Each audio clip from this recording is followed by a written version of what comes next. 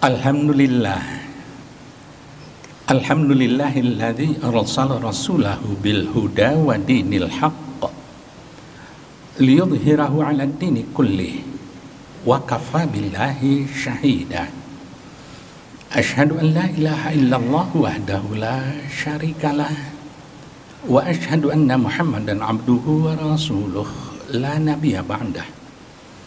Allahumma salli ala Muhammad wa ala ali Muhammad kama sallaita ala Ibrahim wa ala ali Ibrahim wa barik ala Muhammad wa ala ali Muhammad kama barakta ala Ibrahim wa ala ali Ibrahim fil alamin innaka Hamidum Majid.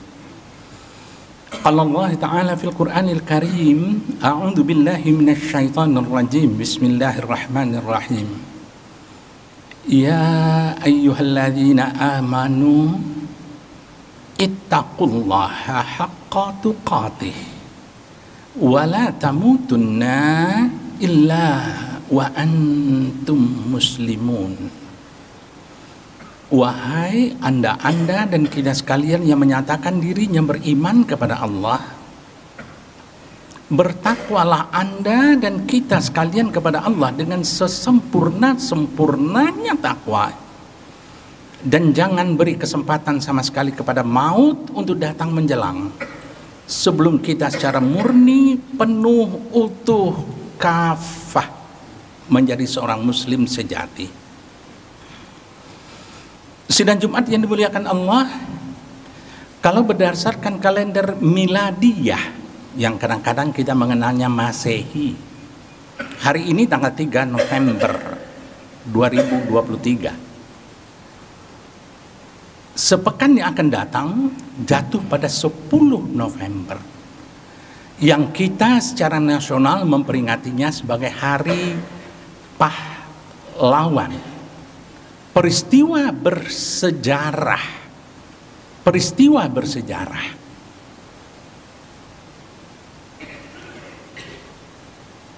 Secara sederhana saya ingin menjuduli khutbah saya ini dengan jas merah.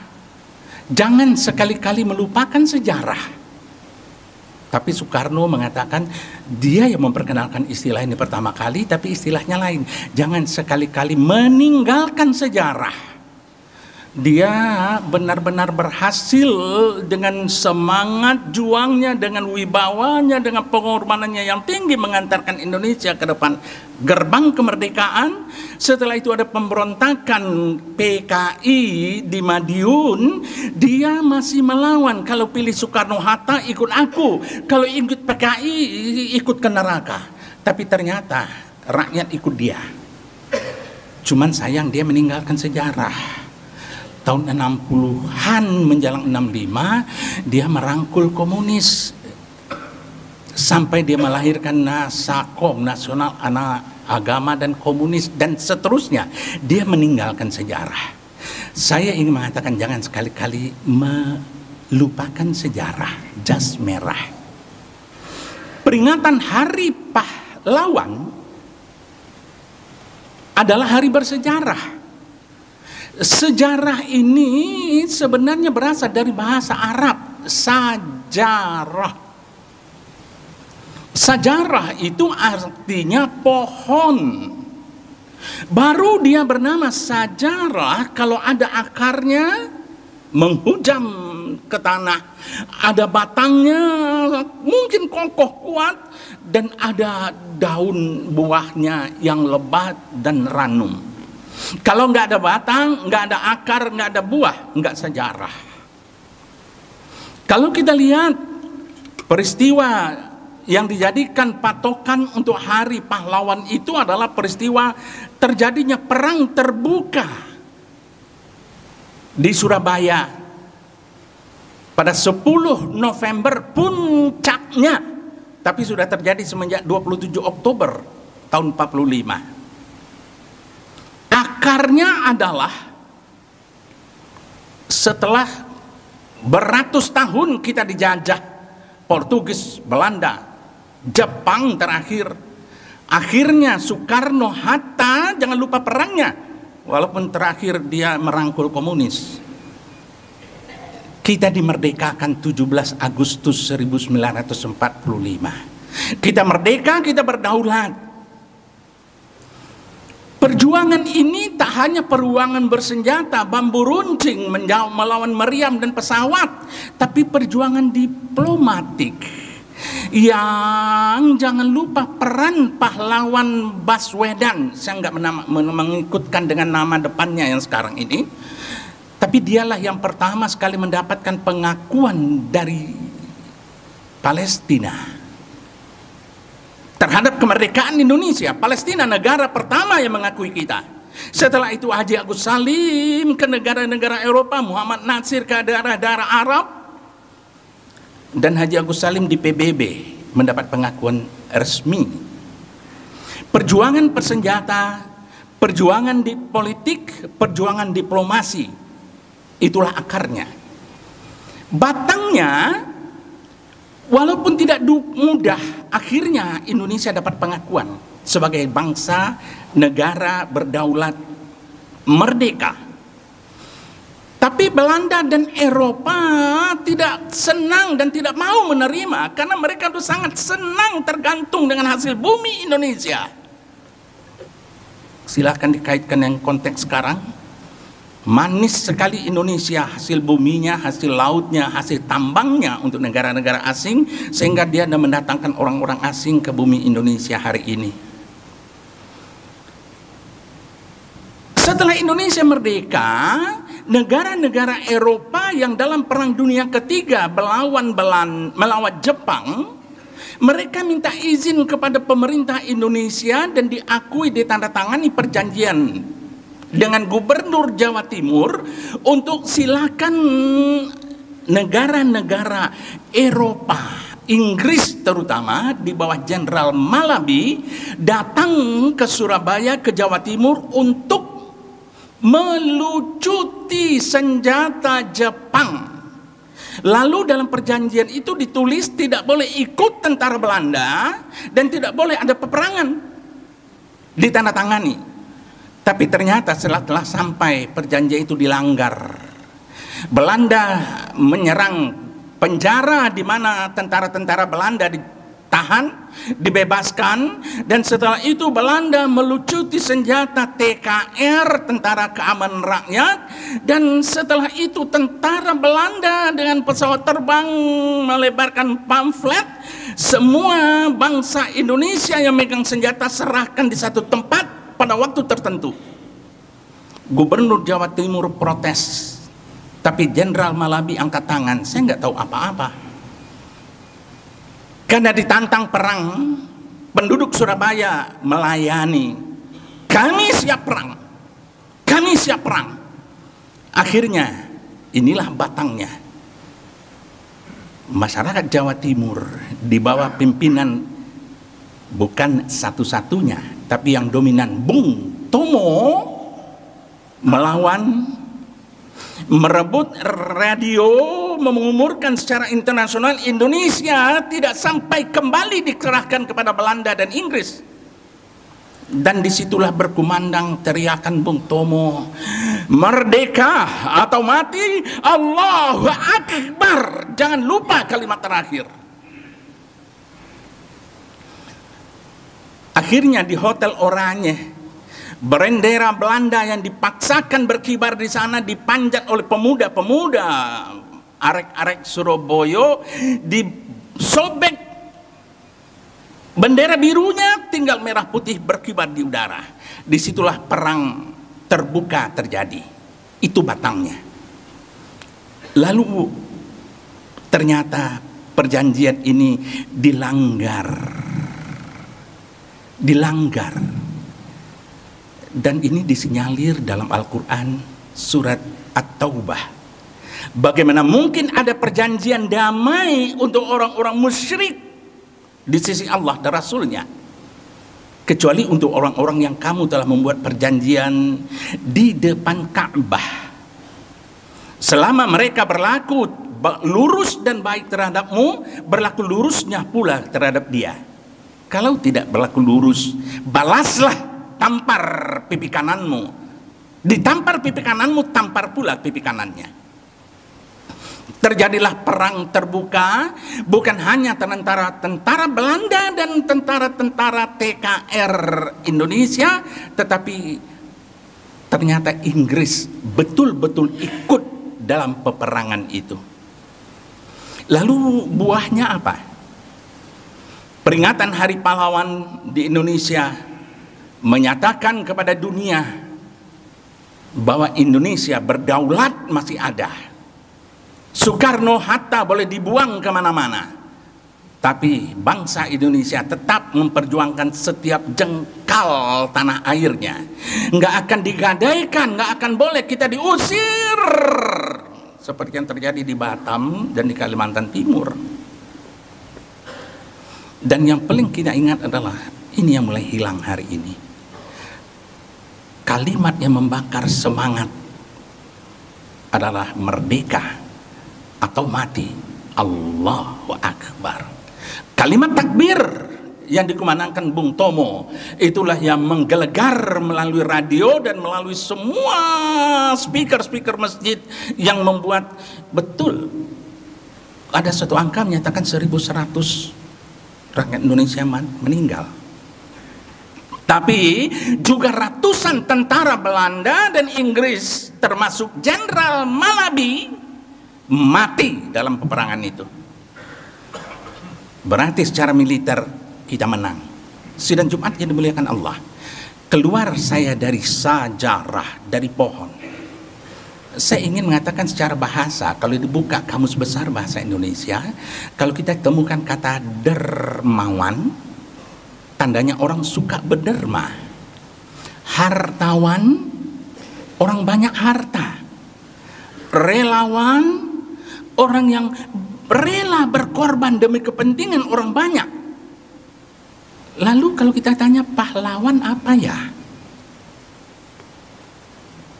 Bahasa asing mengatakan bukan pahlawan, hero, heroic, heroes. Kenapa Indonesia menyebutnya pahlawan? Dermawan banyak derma, hartawan banyak harta, relawan rela berkorban. Kalau pahlawan mestinya tolong sadari adalah orang-orang yang melakukan sesuatu karena Allah, yang oleh karena itu dia dapat pahala. Jadi pahlawan yang berhak menyandang gelar pahlawan adalah orang yang memang berjuang atas nama Allah, yang oleh karenanya dia mendapatkan gelar pahlawan, orang yang dapat pahala. At-Taubah 24 juga menyatakan, katakanlah wahai Muhammad, jika bapak-bapakmu, anak-anakmu, saudara-saudaramu, pasangan-pasanganmu, keluargamu, kekayaanmu yang engkau usahakan, dan perniagaan yang kamu takutkan kerugiannya, serta tempat tinggal yang kamu sukai, lebih kamu sukai daripada Allah, Rasul, dan daripada berjuang di jalan Allah, berjihad di jalan Allah, maka tunggulah kehancuran akan datang padamu.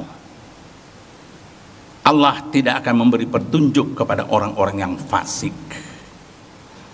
Oleh karena itu, yang berhak dapat pahlawan itu betul-betul orang yang mendasarkan perjuangannya karena Allah. Bung Tomo mengatakan, andaikan tidak ada kalimat takbir, saya tidak tahu dengan cara apa saya membakar semangat para pemuda untuk melawan penjajah. Bung Tomo mengatakan itu. Sultan Syahrir juga mengatakan, kalau engkau hidup tidak mau mempertaruhkan nyawamu, kau tak akan pernah dapat kemenangan. Soekarno-Hatta melakukan itu. Jenderal Sudirman yang tidak pernah melalui pendidikan militer, hanya kepanduan Hizbul Watan, tapi menyandang jenderal bintang 5. Dia memimpin perang gerilya melawan penjajah sampai pada paru-parunya tinggal sebelah. ditandu, dia tetap melakukan perang gerilya, dan itulah yang membuat kita tak mungkin bisa dijajah kembali. Sultan Hasanuddin, Buya Hamka, Haji Agus Salim, Ki Hajar Dewantoro, Imam Bonjol, Jenderal Sudirman. Mengenai Sudirman saya ingin tambahkan satu, bahwa beliau sering dalam memimpin pasukannya menggunakan hadis Rasulullah sebagai pembakar semangat. Insaflah wahai tentaraku, barang siapa di antara kalian yang mati padahal hidupnya belum pernah berperang membela keadilan, bahkan hatinya berhasrat perang pun tidak ada, maka matinya di atas cabang kemunafikan. Sudirman mengatakan itu. Di atas tandu dia memimpin pasukan. Dengan paru-paru sebelah dia memimpin pasukan. Tapi sampai akhir hayatnya dia tidak pernah mendapatkan kesempatan menduduki istana yang mewah. Barakallahu li wa lakum fil Qur'anil azim wa nafa'ani wa iyyakum bima fihi minal ayati wa dzikril hakim wa taqabbal minni tilawatahu innahu huwas samiul alim.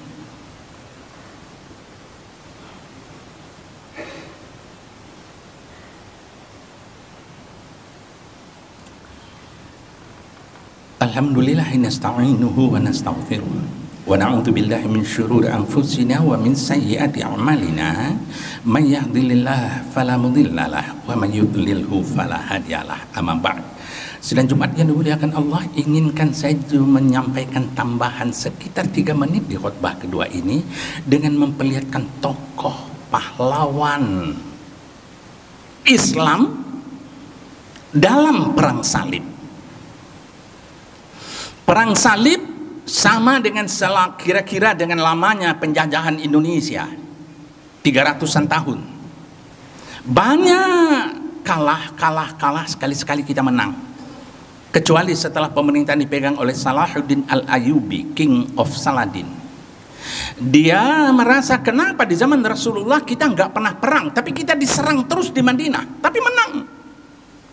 Akhirnya dia menemukan kunci, semangat juang anak muda hilang, nggak ada lagi semangat Muhammad. Lalu dia mengadakan lomba mengarang kepada semua pengarang-pengarang, coba karang sejarah Muhammad, dipertandingkan. Lalu menanglah seorang sastrawan besar. Ceritanya itu dibaca-bacakan terus.